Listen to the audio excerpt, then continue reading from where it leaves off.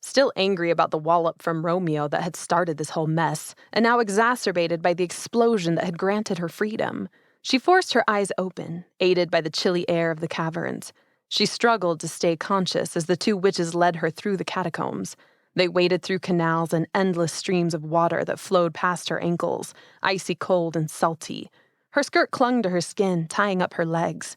Each of the males held one of her arms and quietly stumbled along without a word. Darkness was their ally and their foe. Twice they took wrong turns and doubled back, sometimes groping in the dark. The two witches constantly glanced behind them and kept a careful eye on the water level at their ankles. Whenever the panicked cries of other witches rang down the corridors, they stopped, pressed her into a wall to protect her, and waited. "Flooding!" The fleeing witches screamed. "Get out of here!" Once the witches passed, the three of them would start again. Despite their thin, malnourished bodies, they navigated the catacombs with impressive skill. Clearly, they knew this world. How long had they lived here? How did they escape Hode? 1,000 questions plagued Vittoria, but she quieted all of them. She had to find Mateo. The cycle of running and hiding happened so many times Vittoria wasn't sure whether she was in a nightmare or a waking dream. She was so thoroughly disoriented and confused that when one of them put her hands on a flat piece of metal that stuck out from the cave wall, she had to shake herself. They grabbed her arm and tugged her up with a throaty grunt. She reached higher in the darkness to find another metal bar. Rungs of a ladder. Between the two of them, she climbed, slipping every so often on the mossy metal. 15 rungs, 20, 30. When the lead witch grunted, she stopped climbing on rung 42. A knock came next. Then the scuffle of voices and feet, and finally, a crack of light overhead. She stumbled onto a street, emerging onto a cobblestone road not far from the beach. When she whirled around, her escorts had disappeared. Only the giant sculpture of a sea dragon, an entrance to Necce on the opposite side of the city, as far from Magnolia Castle as she could be, stared back at her. Did that statue hide an entrance to the catacombs? More of the strange magic that kept the catacombs from collapsing, perhaps? Where exactly had she been in the depths of the earth? Somewhere under the ocean, clearly. The ground trembled as she stepped forward. She paused and looked behind her. There was no earthquake, but the trees lining the road shivered all the same. No doubt their foundation was collapsing. Water was filling the catacombs now, destroying the old foundations. Vittoria ran. The cold stones at her feet had an oddly grounding, awakening effect as she raced away, heart in her throat. She slipped into Necce, which hadn't collapsed yet, so she slowed. Maybe it wouldn't all fall. A scream issued behind her. Vittoria whirled around. Flames danced high in the air. Rebels in their gray cloaks scuttled around, some with torches, others herding frightened children away from fires. Smoke billowed over Necce and the ocean, filling the air with the smell of char. Panic infused the city, thick as the smoke. Vittoria stood there for several seconds, taking it all in, putting the pieces together. Romeo actually led the rebels in some fashion, or worked for them. Mateo was now fighting for his life. The uprising had begun. Trees toppled as the ground underneath them gave way, collapsing. It seemed as if the very earth was angry and fighting back.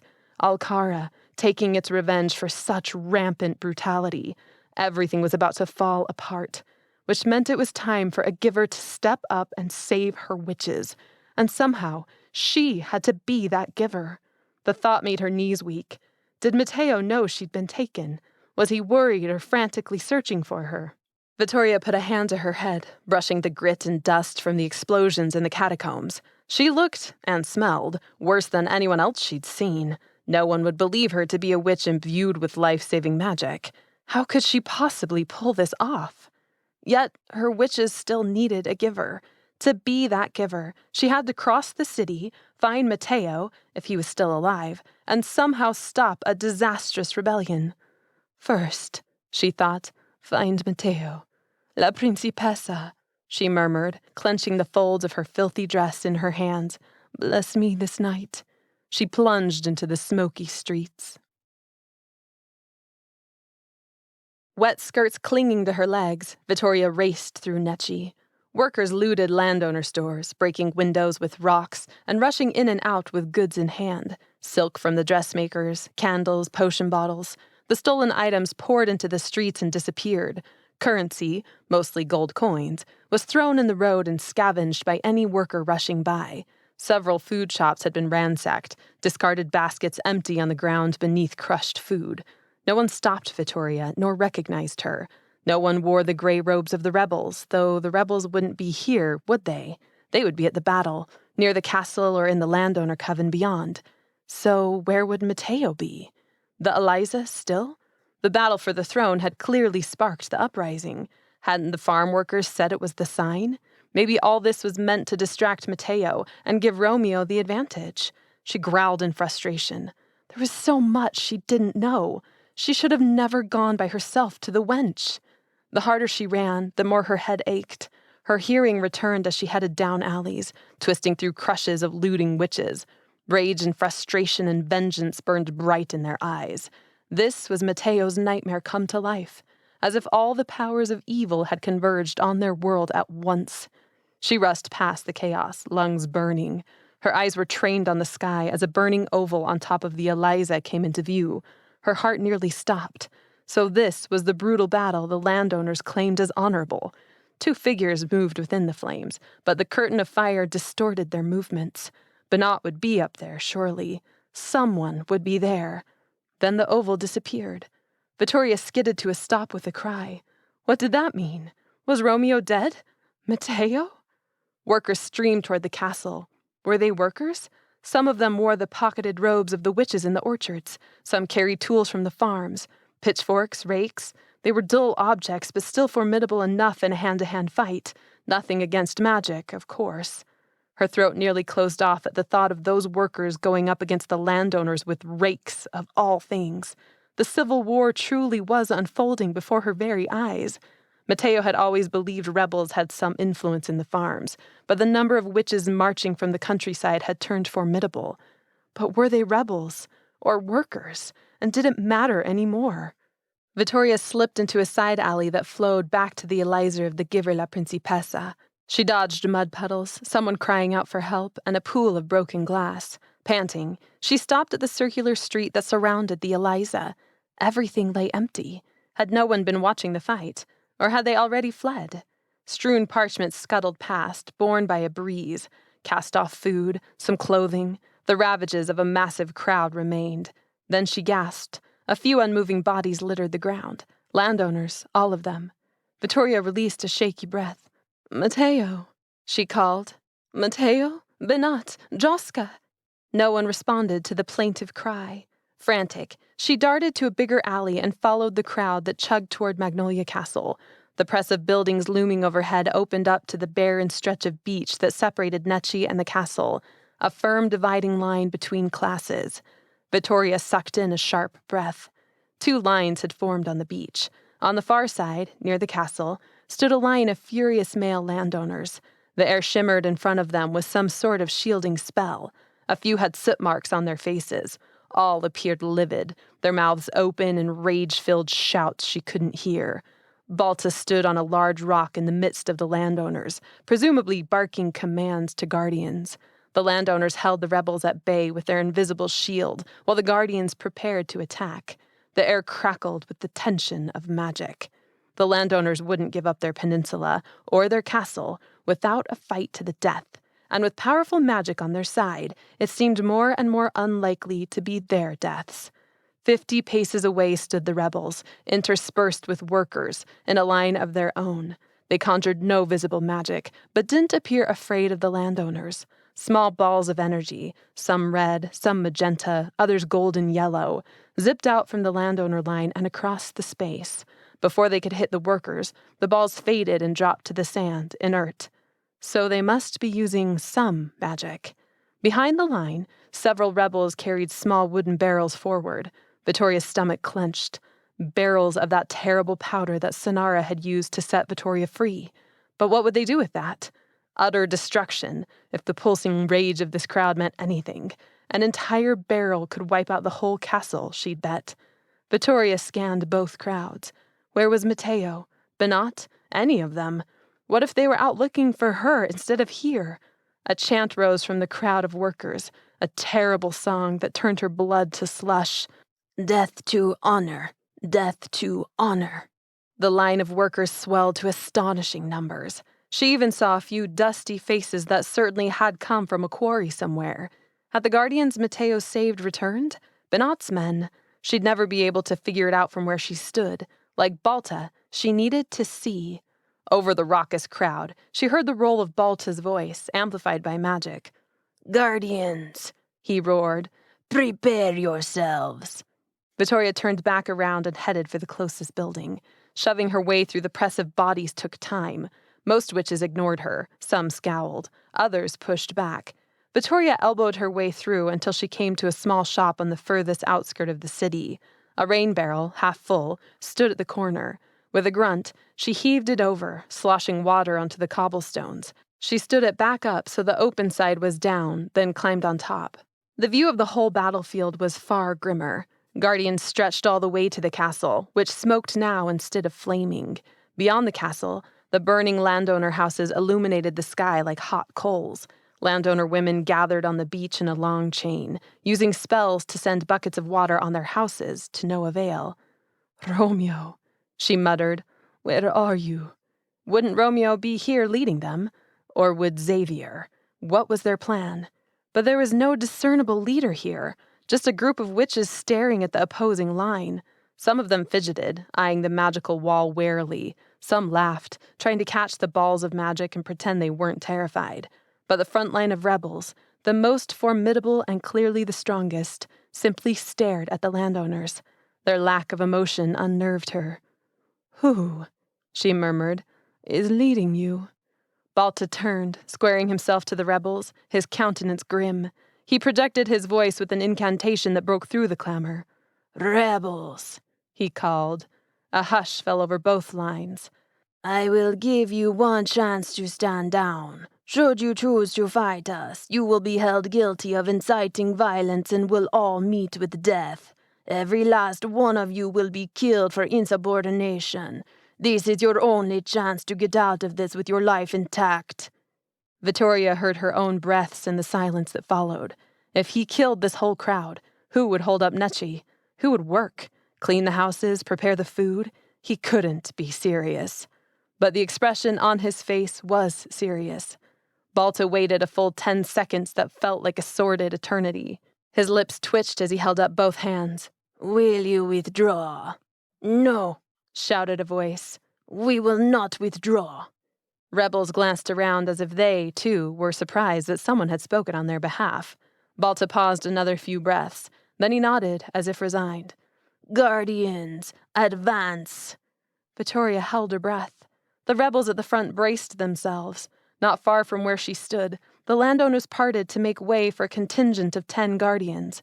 The magical shield shimmered dully, then floated forward to allow the guardians space to stand in front of the landowners, but still be protected. 9 more contingents moved through the landowner crowd, 100 guardians in all, and joined the new front. The guardians were safe behind the shield, and the landowners were safe behind the guardians. Vittoria's heart broke.